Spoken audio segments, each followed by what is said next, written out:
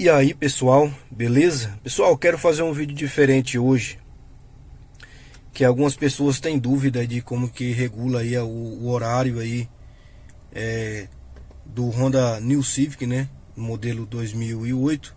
Tem os outros modelos também que tem esse rádio aí, que é o rádio original dele, né? E é muito fácil para você poder regular a hora desse rádio aqui. É um vídeo bem rápido, mas eu acredito que vai ajudar algumas pessoas aí que tem dúvida. Beleza, pessoal? Ó, é fácil. Não tem essa tecla aqui AM. Tá escrito aqui Glock. Você clica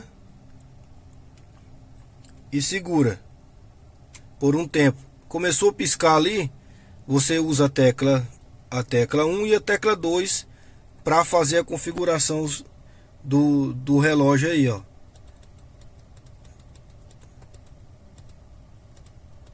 Vou colocar no mesmo horário que estava. Aí você faz a sua regulagem do horário aí. Coloca no horário que você quer.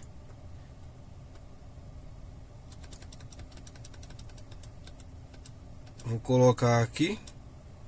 E você clica novamente aqui. AM.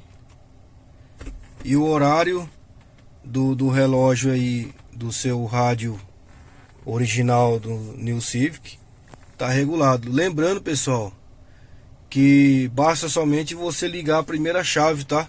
Não precisa ligar o carro não precisa ligar o rádio também. O rádio aqui tá desligado, aqui o rádio tá ligado, ó. Entendeu? Aí você não precisa ligar totalmente seu carro e nem precisa também ligar o rádio. Beleza? É isso aí, fica a dica aí. Espero que vocês tenham gostado e espero que ajude a você poder fazer essa configuração do horário, né, do relógio aí do seu rádio original do New Civic. Beleza? Até mais, pessoal, e até o próximo vídeo.